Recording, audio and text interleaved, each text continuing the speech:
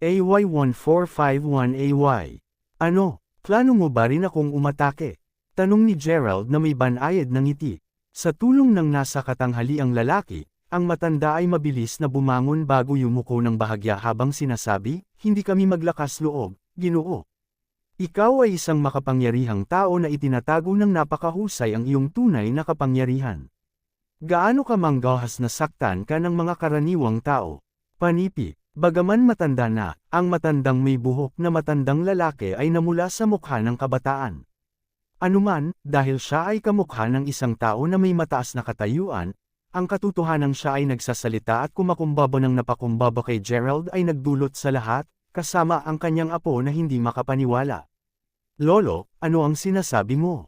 Bakit ka masyadong magalang sa B*** na ito? Anuman ang kaso, dahil napalampas ng suntok ko kanina, sisiguraduhin kong ang susunod ay mapunta at masisira ang mukha niya." Ungol ng babae na ang paunang pagkabigla ay mabilis na naging galit. Nang malapit na siyang maglunsad ng isa pang atake, ang matandang lalaki ay agad na sumimangot, "Huminto ka dyan, Perla. Huwag kang bastos." Panipi. Bagaman malinaw na nag-aatubili si Perla Sherwin na sundin ang utos na iyon, isang sentimiento na tila sang-ayon ang nasa katanghaliang lalaki mula noon labis niyang iginagalang ang kanyang lolo, kaya't simpleng sumunod siya at tumayo sa gilid. Kasunod nito, ngumiti ang matanda, inaasahan na mangyaring si Gerald, bago sabihin, "Ngayon nga, tinatanong mo ang hindi maramdaman kong apo kung bakit kami nakaluhod dito, tama?" Matapos makita ang pagtango ni Gerald, ipinaliwanag ng matanda, "Bueno, kita mo, ang isang taong tinawag na Master Ghost ay naninirahan dito, at siya ay isang matalinong tao na makakaisip ng napakatalino na diskarte at taktika. Ang kanyang pag-angkin sa katanyagan, gayunpaman, ay ang kanyang kakayahang basahin ang hinaharap. Sa pag-iisip sa likod, siya ay tunay na may isang bilang ng mga kasanayan na sumalungat sa kalangitan. Habang siya ay kalaunan ay umalis ng walang bakas, isang tao na tinatawag na Master Crawford ang pumalit sa kanyang lugar. Hindi lamang si Master Crawford ang may kakayahang gumuhit ng mga charms upang may save ang mga tao, ngunit nakakontrol din niya ang mga espada at lumipad sa kanila. Siya ay tunay na nagmamay-ari ng isang arsenal ng mga kapansin-pansin na kakayahan. "Nagpunta ako dito sa aking sarili upang humingi ng isang alindog, kita mo. Sa anumang kapalaran, inaasahan kong kukunin din ng Panginoon ang aking hindi maramdamang apo bilang kanyang disipulo pagkatapos ng ilang pagmamakaawa." Panipi. Bago pa man atakihin ng kanyang apong babae si Gerald, naramdaman ng matandang lalaki ang isang medyo pambihirang aura na nakapalibot kay Gerald. Palibas sa isang tao na nakita ang karamihan sa kung paano gumana ang mundo, natagpuan ng matanda ang kanyang sarili na bahagyang kinakabahan sa aura, kahit na ilagay ang kanyang daliri sa kung bakit sa panahong iyon. Matapos makita kung gaano kahusay si Gerald sa martial arts, gayunpaman, agad na natanto ng matanda na si Gerald ang cream ng ani, isang tao na ang mga kakayahan at pananaw sa mundo ay hindi moari. Kinilabutan sa pagsasakatuparan na ito ay dahil doon na tinatrato ng matandang lalaki si Gerald ng labis na respeto ngayon. Hindi alintana, laminggalinga si Gerald matapos marinig ang paliwanag ng matanda. Mula sa kung ano ang nakikita niya, karamihan sa mga nakaluhod na tao ay nasa edad na lalaki, kahit na mayroong isang bata sa gitna ng karamihan ng tao. Kung ang sinabi ng matanda ay totoo, kung gayon lahat sila ay narito upang makiusap para sa paggamot o magpalimos sa Panginoon na kunin ang kanilang mga anak sa ilalim ng kanyang pakpak. Naitala din ni Gerald na mayroon na ngayong isang bagong master sa Langvern Mountain na nagsilang ng apelyido ng Crawford. "Ano ang buong pangalan ng master?" tanong ni Gerald. "Ang buong pangalan ni Master Crawford ay Gerald Crawford, kung hindi ako nagkakamali." Magalang na tugon ng matanda. "Oh, ang pangalan niya ay Master Gerald Crawford, sasabihin mo." Sagot ni Gerald, na intriga habang sinusubukan niyang pigilan ang pagtawa. "To think that this sword-riding master would really share a name with me. Still, there are not many in the world who may be bragging about riding sword." Gerald thought to himself, now masigasig sa pulong ang kapansin-pansin na tao sa utos upang mapalawak ang kanyang kaalaman. Sa pamamagitan nito, tumalikod si Gerald at nagsimulang maglakad ulit sa Langvern Mountain, na tuluyang hindi pinapansin ang matanda. Nang makita iyon, agad na nagulat si Perla habang iniisip niya, "Ikaw, gaano ka manggahas na hindi mo bigyang pansin ang aking lolo. Hindi mapigilan ang kanyang galit, pagkatapos ay sumugod siya kay Gerald, hangad na mapunta ang sipa sa kanyang likuran habang sumisigaw siya, talagang humihingi ka ng kamatayan. Habang ang parehong nasa katanghaliang lalaki at lolo ni Perla ay nakarating na sa isang pagsang-ayon na si Gerald ay hindi isang taong trifle, mabilis nilang napagtanto na ang parehong hindi masabi para kay Perla habang papalapit siya sa pag-atake sa kanya. Hindi nila magagawang pigilan siya sa oras. Gayunpaman, lahat ng nanunood ay natagpuan sa kanilang sandali na nagyayalong sa lugar nang makita ang susunod na nangyari. Anong? Napaisip ang gulat na matandang lalaki sa kanyang sarili habang nakatitig ng malapad ang mata sa paralisadong si Perla. Kahit si Perla ay hindi makapaniwala. Siya ay mas mababa sa 1 pulgada ang layo mula kay Gerald, ngunit ang kanyang mga paa ay na-freeze sa lugar. Ni hindi niya mag-alaw kahit konti ang mga paa niya. Tulad ng takot sa kanya, ngayon ay naramdaman niyang sinubukan lang niyang sipain ang isang bundok para lamang sa kapakanan nito. Bago niya masimulan ang panghihinayang sa kanyang pasya, naramdaman niya ang isang puwersa na dahan-dahang itinulak siya pabalik sa dating kinatatayuan niya. Perla, sigaw ng matandang lalaki sa takot habang kaagad niyang hinawakan ang kamay ng apo. Paglingon kay Gerald, maliwanag na ang kanyang labis na takot para sa kabataan ay naabutan ng kanyang pakiramdam ng respeto. Huwag mo na akong subukang muli.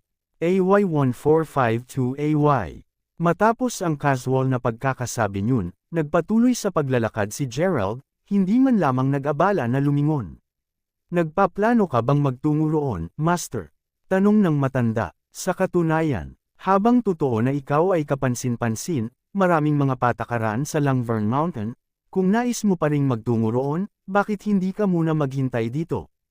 Pagkatapos ng lahat, malapit na rin sa aking pamilya, ang mga Sherwan, upang magtungo roon. Bakit hindi ka sumama sa amin? Mungkahi ng matanda. Narinig iyon, naisip ni Gerald na, iyan ay hindi isang masamang mungkahi. Dahil balak nilang puntahan si Master Gerald Crawford, maaari ko rin silang sundin. Pagkatapos ng lahat, mas madali itong magagawa kumpara sa pakikipaglaban sa aking paraan. Gayunpaman, nagtataka ako kung gaano talaga ang kakayahan ng Master na iyon. Nang makita si Gerald na tumango bilang pagsang-ayon, sinabi ng matanda pagkatapos, pinag-uusapan kung saan, pupunta ako kay Terence Sherwan. Isang kasiyahan na makilala ka, Panginoon. Panipi. Matapos magpalitan ng kasiya siya at casual na pag-uusap tungkol sa ilang iba pang mga bagay, si Gerald at ang trio ay magkasamang pumasok sa Langvern Church. Mula sa sinabi ng Terence kay Gerald, ang dahilan kung bakit ang buhay ng lugar na ito ngayon ay dahil hindi pa matagal na ang nakalipas, isang sinasabing tunay na video ng isang matandang lalaki na kumokontrol at nakasakay sa isang tayback, na lumipad sa kagubatan at kahit sa isang ilog, biglang nagsimulang kumalat sa paligid ng panloob na mga bilog ng mga makapangyarihang tao sa larangan ng negosyo. Ano pa, ang matanda ay tila gumaling din ng isang mayamang negosyante. Dahil dito, nauwi siya sa pagiging sikat. Kasunod nito, kumuha siya ng ilang mga alagad, at iyon ay sa oras na itinatag ang negosyo. Ang mga bagay pagkatapos ay naging maayos para sa isang sandali. Ilang araw na ang nakakalipas, gayunpaman, biglang inihayag ng matandang lalaki na handa siyang kumuha ng ilan pang mga disipulo, kahit na sila muna ang personal na susuriin niya. Lahat ng huli ay humantong sa kasalukuyang pagliko ng mga kaganapan. Matapos marinig ang paliwanag ni Terence, maliwanag na ngayon kay Gerald na ang karamihan sa mga tao dito ay nagmula sa pag-asang maging isa sa mga bagong alagad ng Master. Anuman, ang 4 na tao ay ilang hakbang lamang nang makita nila ang isang tao na pinalayas habang may isang boses na sumigaw, "Isab mo ako ng pagsisikap at umalis ka na lang." Sa ganoong limitadong talento at nakakabahala na mga antas ng intelihensya, hindi lamang kita matatanggap bilang aking alagad. Panipi. Naturally, ang taong pinataboy ay mukhang naiinis. Anuman ang kaso, mabilis na napansin ni Gerald na ang malaking bulwagan ng simbahan ay binago ngayon upang magmukhang isang eksaminasyong hall. Nakita rin niya ang maraming kabataan mula sa iba't ibang pamilya na magalang na naghihintay na masuri. Hindi nagtagal bago lumakad sa kanila ang ilang mga kabataang lalaki at babae bago sabihin, "Perla, nandito ka na, bilasan mo." Panipi. Matapos batiin si Perla, pagkatapos ay lumingon sila upang tingnan ang matanda bago batiin, masarap na makilala ka rin, G. Sherwin. Kasunod nito, ang isa sa mga kalalakihan sa pangkat ay kinakabahan na sinabi, sabihin, Perla, alam mo ba na hanggang sa puntong ito, walang nagtagumpay na maging alagad ng Panginoon? Ang mga kondisyon ni Master Crawford ay talagang mahigpit. Panipi, alam ko diba? Speaking of which, Perla, sino siya? Boyfriend mo ba siya? Tanong ng isang babae mula sa pangkat. Kung hindi ito maliwanag sa puntong ito, lahat mula sa pangkat ay medyo pamilyar kay Perla. Ano? Siyempre hindi. Narito lang siya upang bisitahin si Master Crawford. Sagot ni Perla sa bahagyang kahihiyan. Hindi ako nagpunta rito upang bisitahin siya. Dito lang ako upang maghanap ng ilang bagay. Casual na sagot ni Gerald. Anuman, napagmasdan niya sandali si Master Crawford, at kahit na walang alinlangan na mga bakas ng mahahalagang chi na nagmumula sa kanyang katawan, ang mahahalagang chi ay nagbabago-bago. Sa madaling salita, minsan ay malakas ito at kung minsan ay mahina, isang hindi pangkaraniwang bagay na kakaiba kay Gerald. Pagkatapos ng lahat, iyon ay isang ugali na mayroon ng mga mula sa mga cryptid na pamilya. Kung ganoon ang kaso, tiyak na si Master Crawford ay hindi isang tunay na tagapagsanay na nagsanay sa kanyang sarili upang makamit ang espiritual na kaliwanagan. May kakayahan ba talaga siyang kontrolin ang mga espada at lumipad sa kanila? Ungol ni Gerald sa sarili, ngayon ay malinaw na may pag-aalinlangan tungkol sa sinabi sa kanya ni Terence. Nasa oras na iyon nang maririnig ang tinig ni Master Crawford na nagtatanong, tungkol saan ang ingay na ito, pagkatapos. Ang mga mula sa grupo ni Perla ay nagsasalita ng napakalakas, na ang dahilan kung bakit nakatingin sa kanila ngayon si Master Crawford na may isang malubhang ekspresyon sa kanyang mukha. Paumanhin, Master Crawford, ngunit ang taong ito dito ay nag-alinlangan lamang sa iyong lakas, sabi ni Perla habang nakaturo kay Gerald habang nakangiti ng smugly. Narinig iyon, agad na natigilan si Terence. Gayunpaman, ang pakiramdam na iyon ay mabilis na naging galit habang sumisigaw siya, Perla. Ano sa mundo ang pinag-uusapan mo?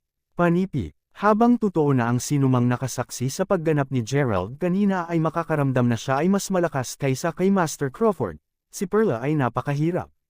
Parang wala man lang siyang pakialam sa implikasyon ng kanyang pahayag. Malakas, hindi ba? Kung napakalakas mo pagkatapos lumabas doon at magkaroon ng totoong away. Tingnan natin kung gaano kakatagal magtatagal laban sa isang pambihirang lalaki tulad ni Master Crawford. Napaisip si Perla sa sarili. AY1453AY. Oh, mayroon talagang isang taong dares duda sa akin. Sabi ni Master Crawford habang dinilat ang mata sa direksyon kung nasaan si Gerald at ang iba pa.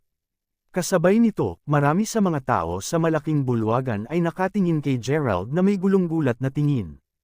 Kung sa bagay, ang pagsasabi ng ganoong bagay ay katulad kay Gerald sa panliligaw sa kamatayan. Mismong si Gerald lang ang nakapikita ng mapait na ngiti. Dahil ang mga bagay ay nakakuha na sa ganoong estado, wala nang point na talunin ang palumpong. Sa pag-iisip na iyon, napagpasyahan niya na mas makakabuti sa kanya na prangkahan lamang niyang ibunyag ang kanyang totoong mga saloobin. Sa totoo lang, anuman, kakailanganin mong patawarin ako para sa pagiging blunt, ngunit ang iyong kamanghamanghang mga kasanayan. Totoo silang walang anuman kundi mga simpleng trick na halos walang anumang pag-andar, Master Crawford. Sagot ni Gerald. Ang pangalawa sa kanyang pangungusap na tapos, isang malaking rokas agad sumabog. Para sa isang tao na mag-alinlangan sa Master tulad nito, totoong humihingi siya ng kamatayan. Mismong si Master Crawford ngayon ay naramdaman ang pag-twitch ng bahagya. Upang isipin na siya ay napapahiya sa publiko, at sa panahon ng proseso ng pagpili ng kanyang alagad, hindi mas mababa. Pinapanood si Master Crawford na dahan daw ang tumayo, si Perla, na kanina pa ay tahimik na nakatayo sa gilid, tuwang-tuwa na sinabi, kita niyo. Ipakita na ni Master Crawford ang kanyang kapangyarihan. Panipi, habang dapat niyang aminin na ang kakaiba, binata ay mas malakas kaysa sa kanya, sa huli, tumingin siya sa edad lang niya. Sa pag-iisip na iyon, hindi siya kumbinsido na nararapat kay Gerald ang respeto na ibinibigay sa kanya ng kanyang lolo, at inaasahan niya na kapag tapos na sa kanya si Master Crawford, ibahagi ng kanyang lolo ang kanyang damdamin. Anuman, ang mga aksyon ni Master Crawford ay nakakuha ng buong pansin ng maraming tao sa puntong ito. Sino nga ba itong taong baliw na ito? Paano siya nag-aalinlangan sa Master Crawford? Panipi, alam ko, di ba? Gaano katindi? Ang isang tulad niya ay magsisisi lamang sa mga bagay kapag malapit na siyang mamatay. Panipi, ang mga Skull ay nagmula sa ilang matandang lalaki na hindi makitang-makita si Master Crawford na napahiya. Habang ang matandang lalaki ay patuloy na binobomba siya ng mga Skull, si Master Crawford mismo ay pikit ang kanyang mga mata bago umiling at sinabing, "Hindi ko gagawin ang masyadong mahirap para sa iyo, binata. Lumuhad ka lang sa harap ko gamit ang noo mo sa lupa. Kapag umamin ka sa iyong pagkakamali, papayagan kitang umalis ng burol na hindi nasaktan." Panipi, ikaw talaga ang mas malaking lalaki sa sobrang pagpapatawad, ngunit sa palagay ko dapat mong turuan pa rin ang leksyon ng taong ito, Master. Sigaw ng isang tao mula sa loob ng karamihan ng tao. Kailangan bang aminin sa isang pagkakamali kung ang sinabi ko ay totoo? Tingnan, ang tanging tunay na Panginoon ng simbahang ito ay ang nauna. Sa nasabing iyon, ayoko sa paniwala mo na narito. Kadahil lahat ng ginagawa mo ay nakakahiya kay Langvern. Casual na sagot ni Gerald. Napaka-imprudent. Mukhang ikaw ay mananatiling tunay na walang pag-asa hanggang sa turuan kita ng wastong aralin.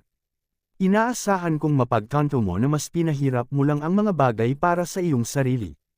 Sa nasabing iyon, pinapayagan kang umalis kung gamulong ka pababa ng burol.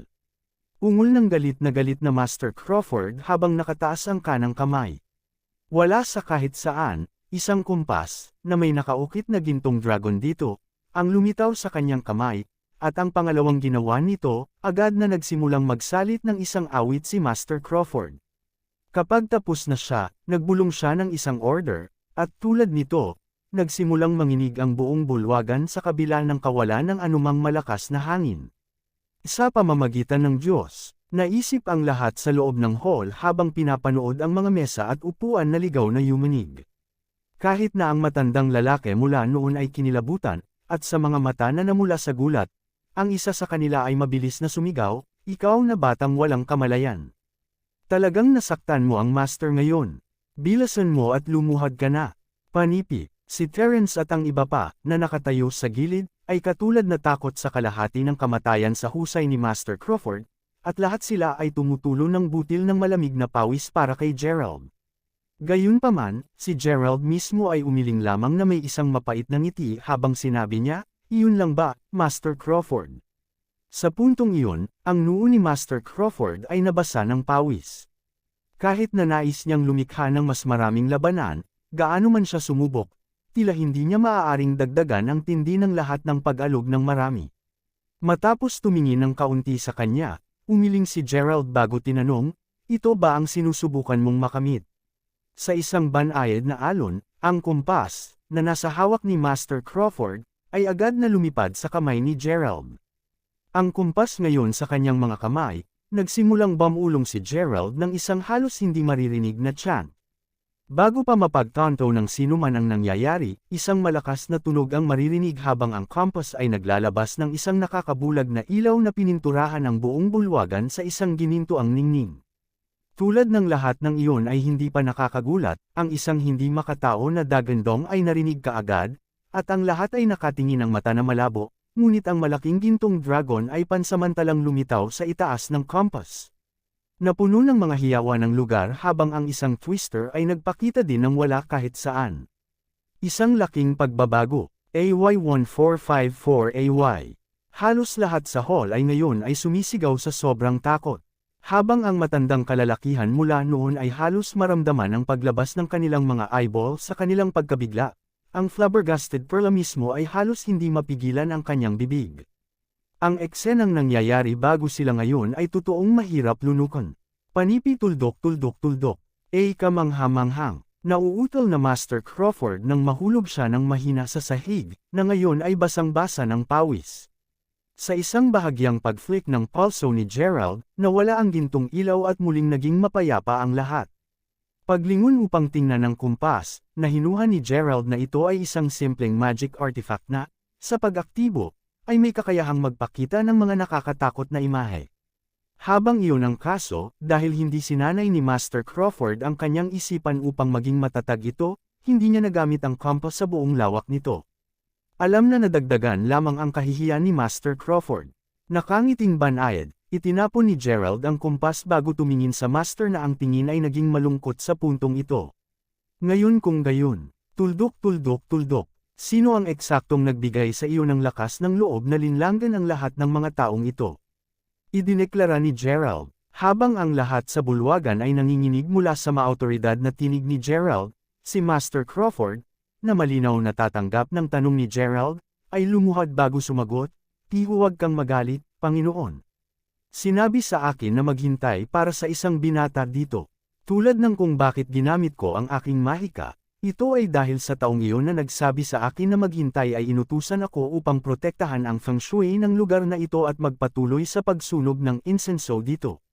Panipi, ang pangalawa sa kanyang pangungusap na tapos, maraming mga tunog ng sumitsit ang maririnig habang maraming tao sa bulwagan ang humihinga.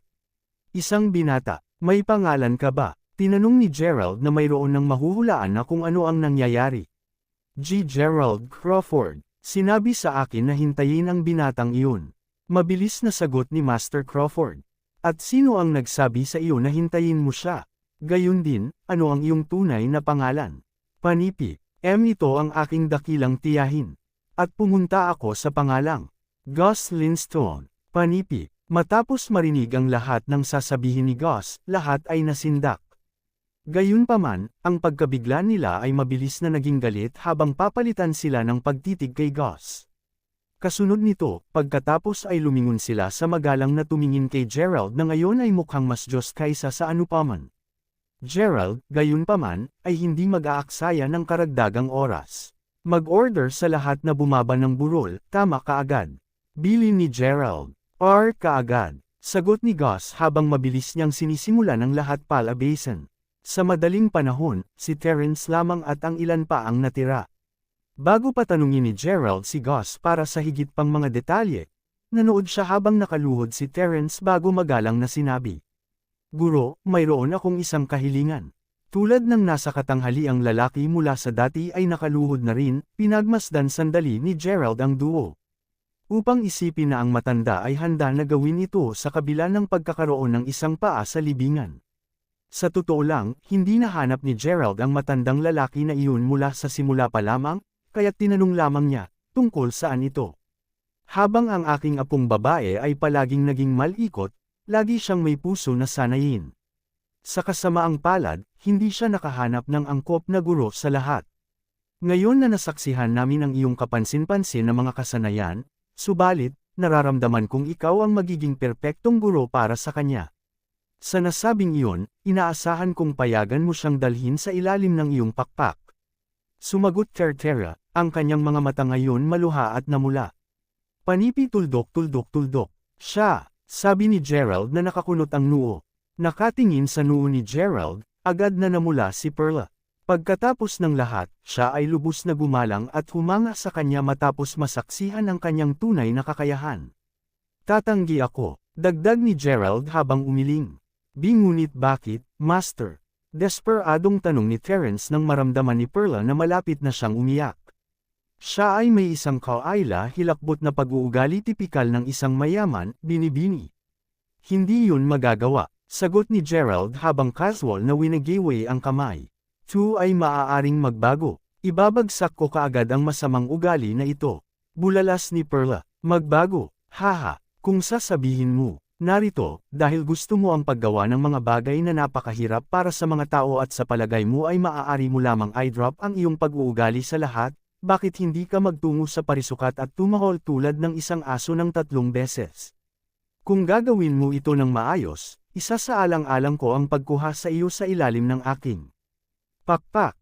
Kung hindi, pagkatapos ay bumaba ka na lang mula sa burol tulad ng iba pa. Ganting sagot ni Gerald. Abala sa maraming bagay, talagang wala sa mood si Gerald na kunin ang sinumang mga disipulo. Sa katunayan, kung hindi dahil lumuhad sa harap niya ang matanda, hindi man lang mapakali si Gerald sa pakikinig sa kanyang hiling. Anuman, naramdaman niya na ang sinabi niya kay Perla na gawin ay ang pinakamadaling paraan para maalis siya nito. Sa kanyang sorpresa, gayunpaman, nag-atubili lamang si Perla para sa isang maikling sandali bago tumakbo papunta sa square. Kabanata 1455, namula ang kanyang mga mata, maraming tao na bumababa sa burol ang nagtataka nang mapanood nila si Perla na gumagaya sa isang aso at tumahol ng 3 beses. Talagang hindi inaasahan ni Gerald na mangyayari ito. Pagkatapos ng lahat, naisip niya noong una na si Perla ay walang iba kundi isang mayamang binibining parehong hedonistic at labis na sensitibo sa pananaw ng iba sa kanya. Upang isipin na siya ay talagang magiging handa upang mapahiya ang kanyang sarili upang lamang maging alagad niya. Sa totoo lang, iminungkahi niya na tumahol siya tulad ng isang aso mula nang malaman ni Gerald na ang kahihiyan mula sa kilos ay medyo sobra para sa kanya na hawakan.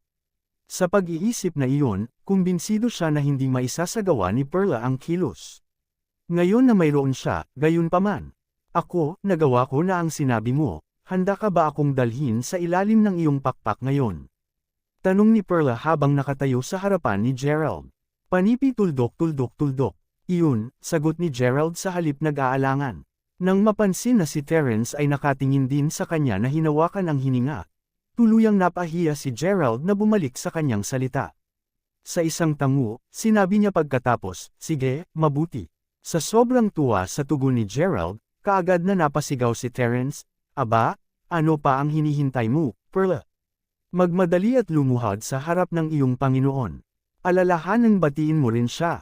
Panipi, matapos marinig ang sinabi sa kanya ni Gerald na gawin kanina, ipinalagay ni Terence na ang masamang ugali ng kanyang apong babae ay mag-aalab, na nag-udyok sa kanya na saktan si Gerald at ibababa pa ang kanyang pagkakataon na maging alagad niya. Nagulat siya, ang kanyang apo ay matalino at ginawa tulad ng sinabi sa kanya. Dahil dito, sa kabila ng kanyang malinaw na pag-aatubili, hindi na nakabalik sa kanyang sinabi si Gerald. Upang isipin na ang pamilyang Sherwin ay nakilala ang isang napakahusay na tao dahil lamang sa maliit na kilos na iyon. Tunay na isang malaking kapalaran sa bahagi ng Sherwins. Sa wakas lumaki ka na, apo ko. Naisip ng matandang lalaki sa kanyang sarili. Tungkol kay Perla, mabilis siyang tumungo upang kumuha ng tsaa na mabango. Nang may hain na niya ito kay Gerald, agad siyang lumuhad. Sa noo niya sa sahig, ipinahayag niya, mangyaring tanggapin ang aking respeto at pagsamba sa iyo, Panginoon. Maaari bang mahulaan din ang pakikipagtagpo ko sa dalagang ito, nagtataka ako. Napaisip si Gerald sa sarili ng may mapait na ngiti.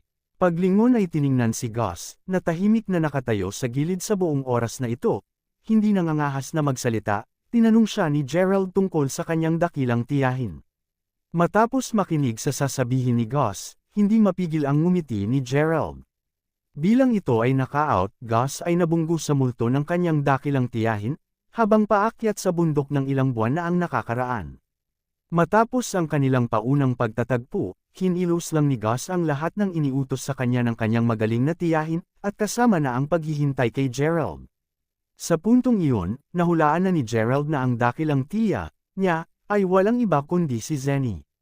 Naalala ni Gerald kung paano siya binigyan ng 1 toneladang payo ni Zenny nang umalis si Master Ghost. Matapos marinig ang kwento ni Gus, nasiyahan siyang malaman na si Zenny ay nasa 1 piraso pa rin. Habang pinag-uusapan ang lahat ng ito, pinangunahan ni Gus si Gerald sa isang manor, at sa pagpasok, agad na sinalubong si Gerald nang makita ni Zenny. Hindi ko inaasahan na magkikita pa tayo muli, Gerald. Bulalas ng papel na kawayan habang nakatitig kay Gerald. Hindi ko rin ginawa. Anuman, naalala ko na ang Langvern Mountain ay nilamon ng apoy noon. Talagang inisip ko na ikaw ay isang nawawalang dahilan. Sagot ni Gerald, naalala ang ginawa ni Kaina ng gabing iyon. Sa gayon, tiyak na sinunog ako sa isang malutong. Haha, gayunpaman, ako ay isang manika lamang, at ang mga bahagi ng aking katawan ay madaling mapalitan. Ano pa, nagagawa kong mapanatili ang aking kamalayan, kahit na pagkatapos ng walang ulirat para sa isang sandali. Paliwanag ni Zenny, nakita ko. Ang Master Ghost ay tunay na mayroong mahusay na pagkakagawa upang magawa ka. Sa alinmang paraan, totoo bang nakita ng Master na bumalik ako dito? Tanong ni Gerald. Sa katunayan, inutusan niya ako na manatili rito at maghintay sa iyo. Kasunod nito, sama-sama naming hanapin siya. Kahit na, upang maging mas tiyak, Ang aming susunod na misyon ay upang isave siya. Sagot ni Zenny, isave? Oo, kita mo, hinulaan na ni Master Ghost na makakaharap siya ng isang malaking sakuna maaga o huli. Ang hitsura ni Kei-ina ay simula lamang ng sakuna, at sa puntong ito, ang mga pinakapangit na bahagi ng kanyang mga hula ay dapat na maglaro.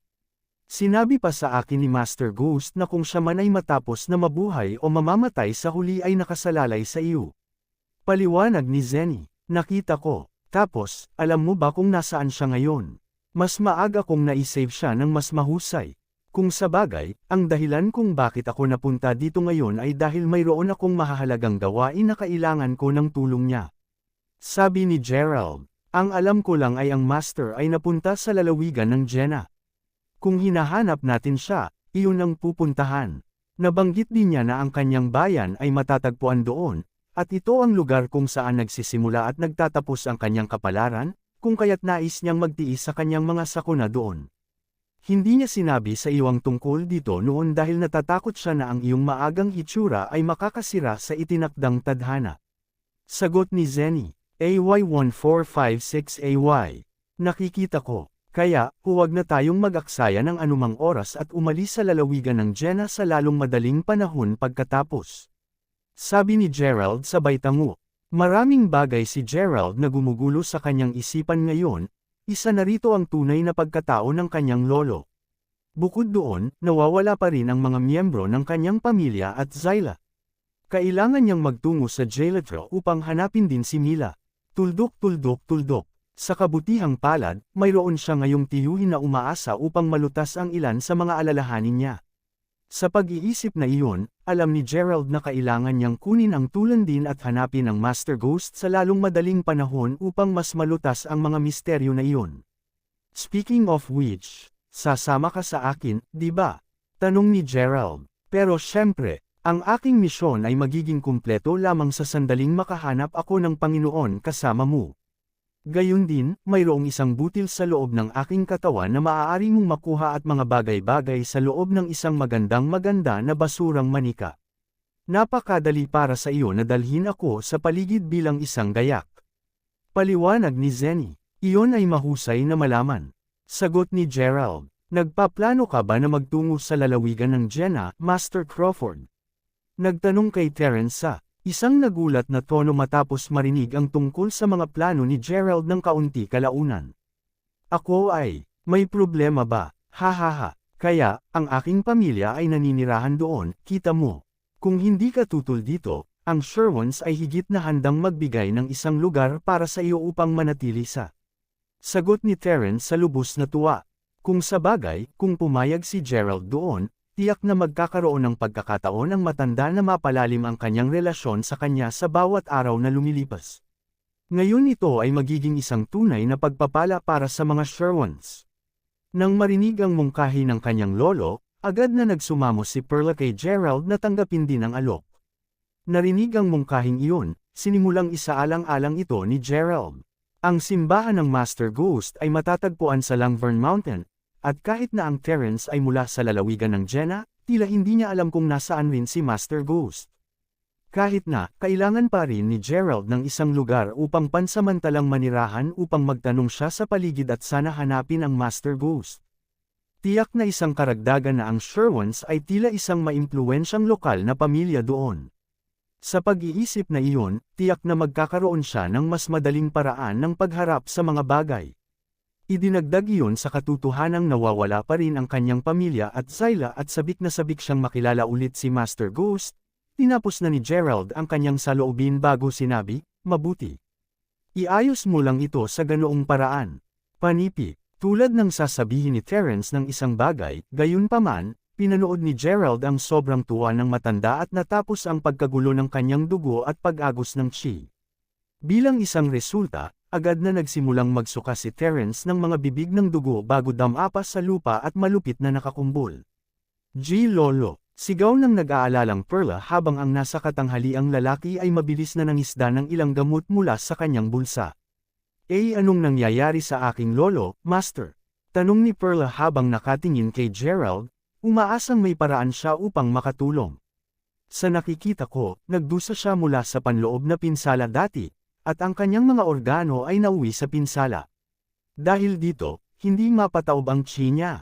Dahil pareho ang kanyang dugo at chi na napunta sa ngayon ay nagagalit, lumilitaw na ang kanyang mga panloob na organo ay nabasag. Casual na sagot ni Gerald. Sabihin sa katotohanan, napansin na niya ang problema ng ilang sandali, at pinaplano niyang tanungin si Terence tungkol sa kung paano siya nagtamo ng gayong malubhang pinsala. Gayunpaman, totoong hindi inaasahan ni Gerald na si Terence ay nasa sabik hanggang sa puntong magbubukas ang kanyang dating panloob na pinsala. Ikaw ay matalino, Master Crawford. Tulad ng sinabi mo, nagdusa ako mula sa isang seryosong pinsala sa loob ng isang sandali pabalik. Sumagot si Terence habang siya ay nag-agos ng mas maraming dugo. Narinig iyon, itinaas lamang ni Gerald ang isang daliri at sinundot ang ilang mga puntos ng acupuncture ni Terence, na nagreresulta sa kanilang agad na selyadong. Para kay Terence, ito ay tunay na isang kakaibang pakiramdam. Pagkatapos ng lahat, isang segundo ay nararamdaman niya na ang kanyang puso ay nahahati sa dalawa, at sa susunod, lahat ng sakit ay nawala lang. Nakatingin kay Gerald na may isang natatarante na titig, nakita ng matandang lalaki na nagbubulungan. Master Crawford, sinasalamin ng paggalang sa kanyang mga mata, si Terence ay gulat na gulat sa kanyang mga mata habang patuloy siyang nakatingin kay Gerald. Sa kabila ng pagiging bata pa, ang kanyang pagsasanay at kasanayan ay walang kapantay. Kung hindi mo pa namalayan, naranasan mo ang mga pinsala na iyon dahil sa na-jolt ng mahahalagang chi. Ang mahahalagang chi ay hindi katulad ng panloob na lakas, o hindi ito katulad sa mga lihim na diskarte, alam mo. Ilang mga tao sa planeta ang may mastered mahahalagang chi, at dahil na-hit ka ng real deal, nagtataka ako kung sino ang makabangga mo, sagot ni Gerald na nakakunot ang noo.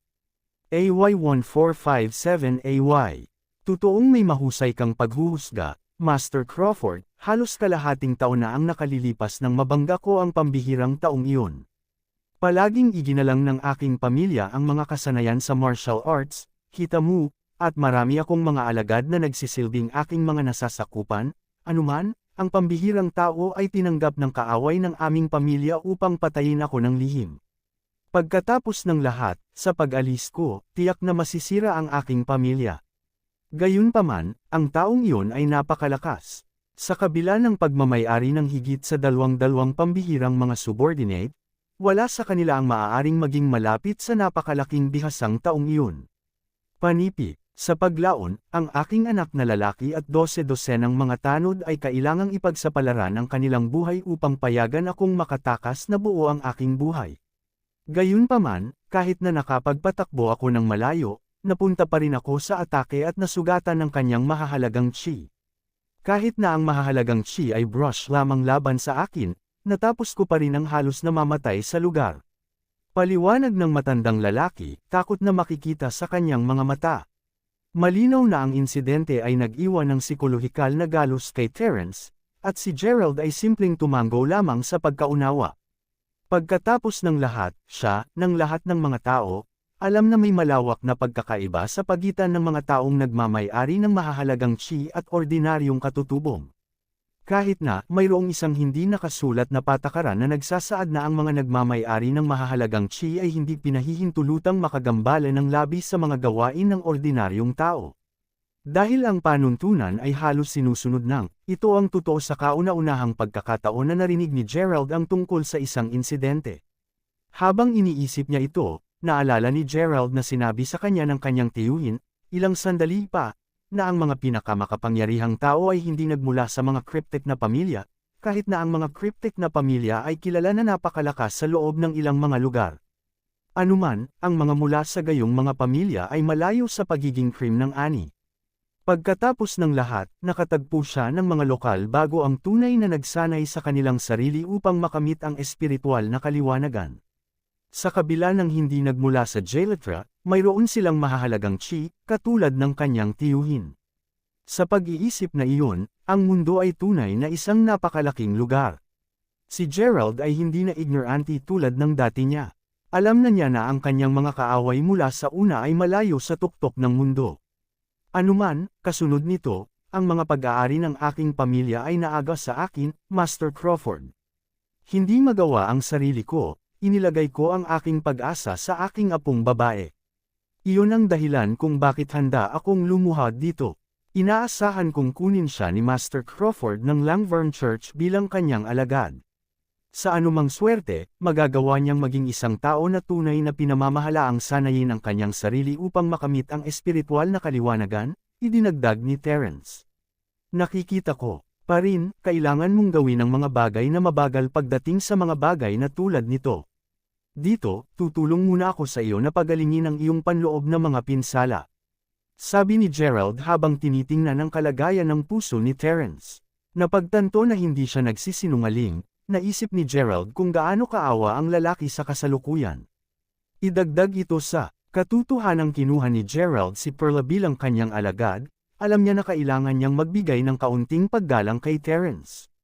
Sa pag-iisip na iyon, pagkatapos ay ginawang aktibo ni Gerald ang kanyang ginintoang mata upang simulang gamutin ang mga sugat ni Terence. Ayon sa sinabi ni Terence, ang mga Sherwins ay dating mayaman at prestihiyosong pamilya sa lalawigan ng Jena. Gayunpaman, ang ilang mga kaguluhan na nangyari halos kalahating taon na ang nakakalipas na sanhi ng pagbaba ng buong pamilya. Sa ilang mga kumpanya lamang na natitira, ang Sherwins ay halos may kumpara lamang sa isang regular na pamilya ngayon. Alinmang paraan, pagkatapos ng parehong pagsara ni na Gerald at Zenny sa Langvorn Mountain, ang grupo ay nagtungo sa manor ng pamilya Sherwin.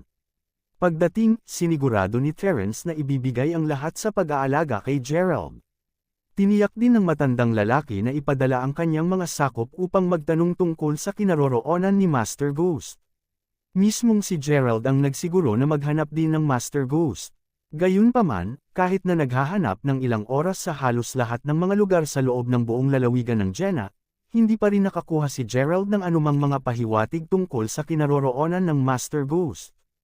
Gayunpaman, tinitiyak ni Gerald na sanayin si Perla sa hardin tuwing siya ay malaya, sabay na masigasig na sinanay ang kanyang sarili sa mga panahong iyon.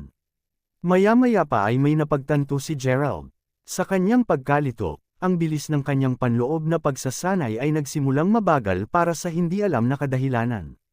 Ano pa, may kakaibang nangyayari rin sa kanyang katawan. 5 mga disk ang lumitaw sa kanyang elixir of life na patlang, at nakaayos ang mga ito sa isang maayos na pamamaraan sa 5 magkakaibang kulay. Patuloy na umiikot sa lugar na iyon, talagang kakaiba sila, kahit kay Gerald. Habang tinangka ni Gerald na hawakan sila gamit ang lakas ng kanyang pag-iisip, hindi talaga sila tumugon. 5 araw na ang mga ito sa katawan ko. Ano pa nga sila, kung nandito lang si Zyla? Tiyak na malalaman niya ang tungkol dito. Panipi, sa pagsisimula ng lahat, napansin ni Gerald ang ilang mga makukulay na spot na lumilitaw sa loob ng kanyang larangan ng elixir of life. Gayunpaman, hindi pa gaanong pinapansin iyon ni Gerald. Gayunpaman, ngayon, hindi na niya maaaring baliwalain ang mga ito. Pagkatapos ng lahat, malinaw na naging mas mature sila ngayon, at nakabuo sila ng ilang uri ng saklaw. Habang wala siyang bakas na nangyayari, hindi si Gerald ang uri ng tao na papayag na manatiling idle. Dahil wala si Zyla sa kanyang tabi, patuloy niyang natagpuan ang kanyang sarili na tinitingnan ang kanyang mga nakatanim na alaala, inaasahan na makahanap ng ilang mga sagot doon. Pagkatapos ng lahat, nagkaroon siya ng isang palusot na hinala na hindi bababa sa isa sa mga alaalang iyon ay dapat na magkaroon ng isang direktang koneksyon sa mga makukulay na disk. Sa sandaling iyon, narinig ni Gerald ang katok sa pinto nang tumawag ang tinig ni Perla, "Nagsasanay ka pa ba, Master?" AY1458AY. Ano ito? Sinabi ni Lolo na natagpuan niya ang isang mahalagang bakas. Panipi tuldok. Oh, sabi ni Gerald habang binubuksan ang kanyang mga mata. Alam na ito ay dapat na isang bagay na nauugnay sa Master Ghost, pagkatapos ay lumabas si Gerald. Nang makita siya ni Terence na naglalakad, agad niyang sinabi, "Mangyaring tingnan ang mga larawang ito na nakuha ng aking mga sakop, Master Crawford." Kinuha ang mga litrato mula sa pinalawig na kamay ni Terence. Nakita ni Gerald na ang isa sa mga ito ay naglalaman ng isang mamahaling salamin na gabinete. Dinilat ang kanyang mga mata, nakilala niya ang isang pamilyar na hitsura na horsetail whist na nakahiga sa loob nito. Walang duda tungkol dito, ang whist na horsetail na iyon ay tiyak na pag-aari ng Master Ghost. Tila napansin ni Zenny ang kislap ng pag-asa sa mga mata ni Gerald, Nahinimok siyang sabihin, ito ay isang bagay na pagmamay-ari ng Master. Matapos mong ipakita sa amin ang mga litrato ni Master Ghost, napansin ng ilan sa aking mga sakop na ang horsetail whisk na nakita nila ay isang salamin na imahe ng nakaraniwang hawak ng Master Ghost sa karamihan ng mga litrato na ipinakita mo sa amin. Ito ang dahilan kung bakit una nilang kinunan ang litratong iyon. Paliwanag ni Terence. Tungkol sa kung saan nahanap ito ng aking mga nasasakupan, mabuti. Lumitaw ito sa pinakamalaking auction sa lalawigan ng Jenna.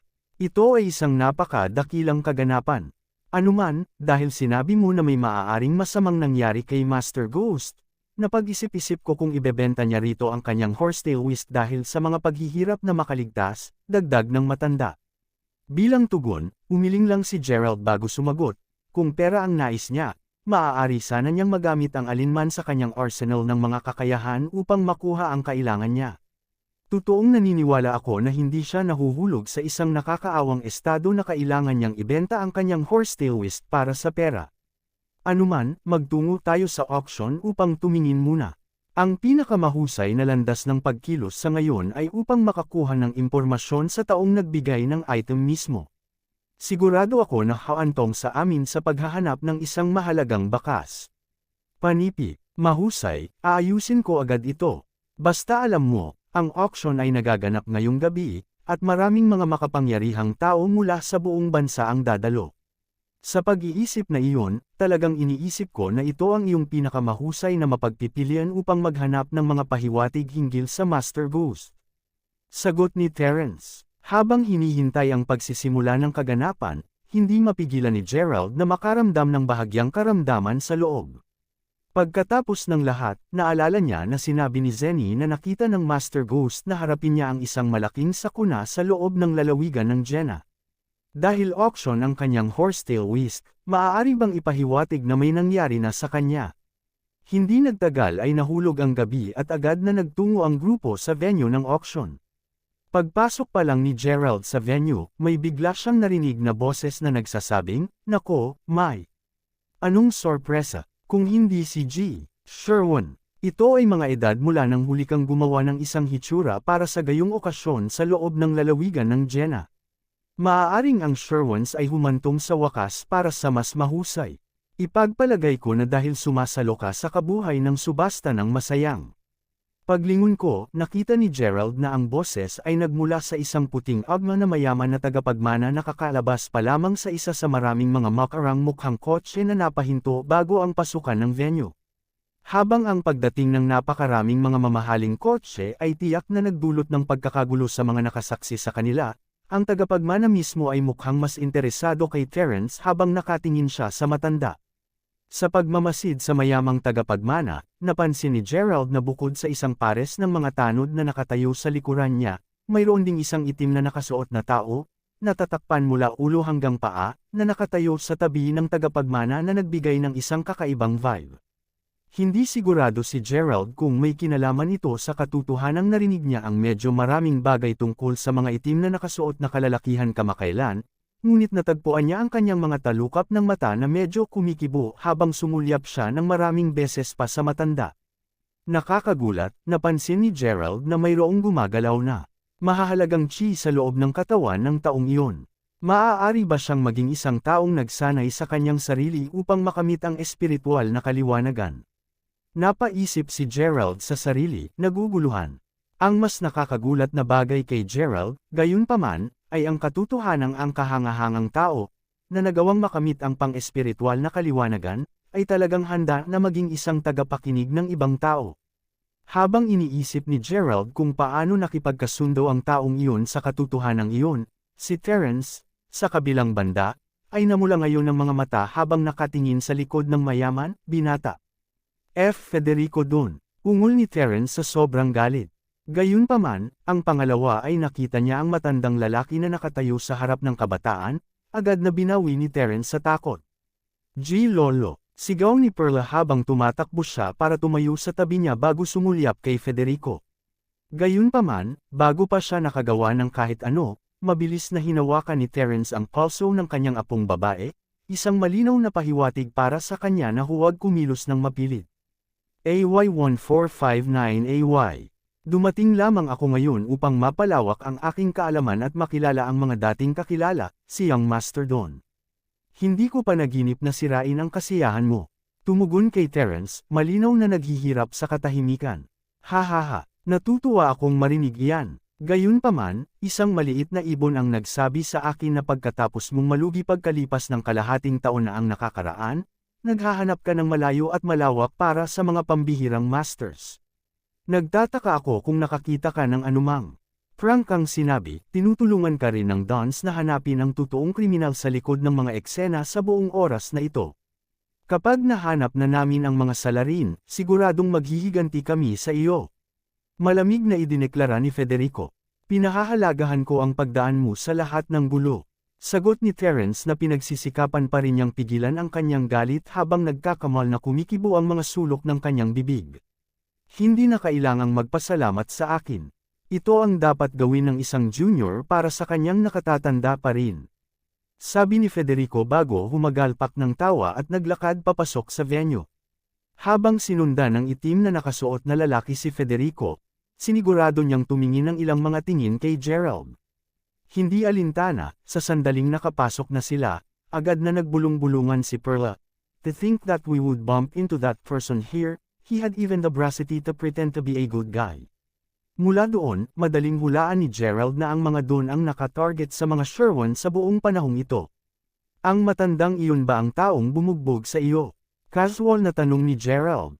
Tama iyan, G. Crawford. Siya ay napakalakas. Sagot ni Terence. Narinig iyon, simpleng tumango lamang si Gerald bilang hindi umimik pa. Samantala, alam na malayo na sila ngayon mula kay Terence. Mabilis na ibinagsak ni Federico ang kanyang malikot na ngiti bago tumingin sa itim na nakasuot na lalaki. Na may isang matigas na mukha, tinanong niya, patuloy mong tinitingnan ang kabataan sa tabi ng matandang B***star na bahagi kanina. Bakit ito, Panginoon? Mayroon ka bang isang uri ng kasaysayan sa kanya, Panginoon? Panipi, bilang isang bagay ng katotohanan, ginagawa ko. Sagot ng itim na nakasuot na lalaki sa isang husky, matandang boses. Kung gayon, ipinapalagay kong pamilyar ka sa kanya. Sino nga ba siya? Panipi, basta alam mo na lang na siya ay isang kakilala ko. Alinmang paraan, malapit na siyang mamatay. Haha, sagot ng matanda. Kahit na ang kanyang tinig ay hindi lahat ng malakas, ang kanyang mga salita lamang ay sapat na upang magpadala panginginig down gulugod ng sinuman. Tuldok tuldok tuldok. Anuman, magsisimula na ang subasta, at si Gerald, at ang iba pa, ay mabilis na nakakita ng mga pwesto na malapit na sa likurang dulo ng venue. Mula sa sinabi sa kanya ni Terence, ang malakihang auction ay inayos ng mga Woodes, ang pinakamakapangyarihang pamilya sa lalawigan ng Jena. Napakalakas nila na kahit ang mga Dons ay kailangang dumalo, upang mabigyan lamang ng respeto ang pamilya Woody. Habang nag-aalala si Perla na magpapatuloy si Federico sa paghahanap ng mga pagkakamali sa kanila doon, si Terence mismo ay hindi gaanong natatakot. Hindi nagtagal, nagsimula ang subasta. Tulad ng dati, karamihan sa mga paunang item sa auction ay medyo hindi nakakaintindi. Ang pangalawa ang horsetail whisk ay inilagay para sa auction, gayunpaman, ang lahat ng mga manunood ay agad na natagpuan ang kanilang mga sarili pansamantalang pinipigilan ang kanilang paghinga. Ang pinong item na ito dito ay tinatawag na Heavenly Horsetail Whisk, at ito ay relic mula sa Warren State period na inaangkin ding isang magic artifact. Sa pag-iisip na iyon, ang panimulang presyo para sa item na ito ay $12 milyong. Sigaw ng host. Nang marinig iyon, agad na nag-ulo ang karamihan. Habang totoo na marami sa mga naroon ay maaaring maunawaan na ito ay isang magandang item, wala sa kanila ang inaasahan ng labis na presyo na $12 milyong. Bagaman maraming tao sa gitna ng karamihan ang tumatalakay ngayon sa mabangis na presyo, wala sa kanila ang naglakas loob na magbid para sa item. Sa gitna ng lahat ng kaguluhan, pasimpleng nakipagpalitan ng tingin si Federico sa itim na nakasuot na lalaki. Kasunod nito, saka tumanggo si Federico bago itinaas ang kamay. Nang makita iyon, agad na idineklara ng host, lumilitaw na ang Young Master Don ay nag-aalok ng $12 milyong. Panipi, narinig iyon, pagkatapos ay lumingon si Terence kay Gerald bago sabihin, Mr. Crawford, walang pagmamadali, Maghintay lang tayo ng medyo mas matagal pa. Kalmadong sagot ni Gerald. Sa sandaling iyon, isang babaeng may kasuotan na bihis, na nakaupo sa likuran nila, ay masigasig na sumigaw, "Nako, mangyaring tumabi. Hinahadlangan mo ako sa pagkuha ng litrato." Panipi. Paglingon, nakita ni Gerald na maraming iba pang mga kalalakihan at kababaihan ang kasama niya, at ang mga babae sa grupong iyon lalo na lahat ay kumikilos tulad ng mga tagahanga ng panatiko habang nakatingin kay Federico na nakaupo sa harap na hilera. Ay sus, ang gwapo pala ng young master doon natin. Upang isipin na ang kanyang unang alok ay magiging $12 milyong din. Tiyak na kailangang kumuha kami ng isang litrato sa pangkat sa kanya mamaya. Panipi. Alam ko, di ba? Bukod sa mga mula sa pamilyang Wodi, ang young master doon ay walang alinlangan na pangalawang pinakamakapangyarihang tao sa loob ng lalawigan ng Jena. Tingnan lamang kung gaano siya kaliberal sa kanyang pera. Alinmang paraan, marahil ay walang ibang tao na maglakas loob na mag-alok ng presyo na mas mataas kaysa doon. Sigaw ng mga babae na tuwang-tuwa. Kabanata 1460. Mula sa kung gaano nila iniidolo si Federico, malinaw na ang mga mula sa loob ng pangkat na iyon ay tinitingnan ng sinumang iba pa kundi ang mga tanga. Anuman, matapos marinig ang mga ito na umuungot sa kanyang Panginoon, galit na sagot ni Perla, "At sino ka lang nasasabihin sa iba na tumabi? Sino ako? Sino ka? Tingnan mo, tumabi ka na lang. Talagang hindi kami makakakuha ng mga litrato ng young master dun mula rito. Hindi mo ba magawa yun?" Panipi. Oo. Ano, sa palagay mo mayaman ka o ano? Sige at makipagkumpetensya sa ating young master dun kung maglakas loob ka, kung gayon. Pahamak na sagot ng mga babaeng panatiko. Ikaw, ungol ni Perla na ngayon ay napuno ng galit. Hayaan mo lang na sabihin nila ang gusto nila. Hindi alintana, tulungan akong sumigaw ng isang presyo, G. Sherwin, sabi ni Gerald habang nakabilang siya kay Terence nang makita niyang walang ibang nagtatangka na itaas ang bid. Mahusay, Master Crawford. Gaano karami ang balak mong taasan ng bid? Tanong ni Terence. Narinig iyon, itinaas ni Gerald ang isang daliri. Nakasimangot ng bahagya, sinabi ni Terence, sa lahat ng nararapat na paggalang, Ginoo, ang pagdaragdag lamang ng $200,000 ay hindi magkakaroon ng pagkakaiba. Ha, para sa isang segundo doon, halos naisip ko na talagang mayaman ka. $100,000, nakakaawa. Kinutya ang mga tagahanga ng agad nilang sinisimulan si Gerald. Hindi ko sinasadya ang $200,000. Casual na sagot ni Gerald.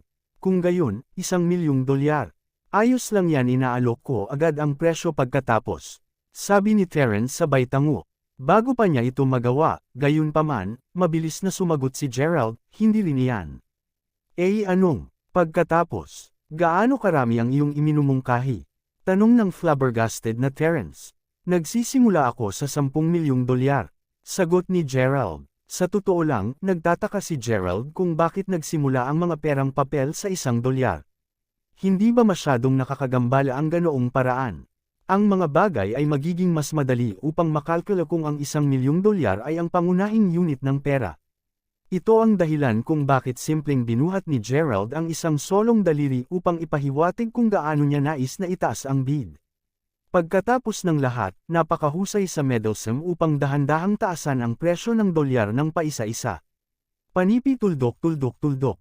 Sigurado ka ba tungkol dito, Master Crawford? Sumagot Tertera, ang kanyang mga mata ngayon ganap na nanlaki. Kahit na ang mga panatiko, na nakatayo pa rin sa likuran nila, ay nakatitig sa kawalan ng paniniwala sa kanya ngayon, na hindi nang ahas na magsabi ng isa pang salita. Nang makita na walang pagsisikap si Gerald na pigilan siya, sumigaw si Terence.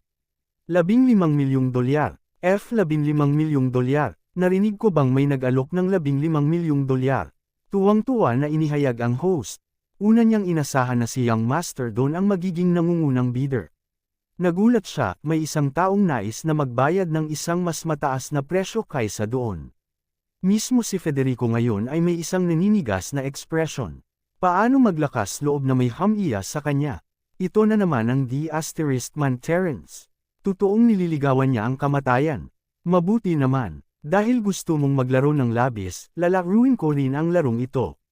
Kudlit, $30,000,000. Sigaw ni Young Master doon na para bang nawalan ng talino. Narinig iyon, agad na nag-alala si Terence. Gayunman, simpleng umiling si Gerald na may mapait na ngiti sa labi. Ang mga larong kinasasangkutan ng pera ay masyadong mainip para sa kanya. $150 milyong, sabi ni Gerald habang nakatingin kay Terence. Ang pangalawang Terence ay sumigaw ng halagang iyon, isang buong kaguluhan ng buong venue. Tumanggi akong maniwala na ang Sherwins ay kayang magbayad ng napakaraming halaga ng pera ng sabay-sabay. Bulalas ni Federico na malinaw na hindi inaasahan na mangyari ang anuman sa mga ito. Nang malapit na siyang makipagkumpetensya muli sa mga Sherwins, mula nang magkaroon siya ng matinding galit sa kanila, ang biglang nakasuot na lalaki ay biglang kumapit sa palso niya bago sinabi sa mahinang boses, "Huwag na dagdagan pa ang presyo, young Master Dunn. Sa kanya dito, hindi ka makakapanalo kahit gaano kataas ang alok mo.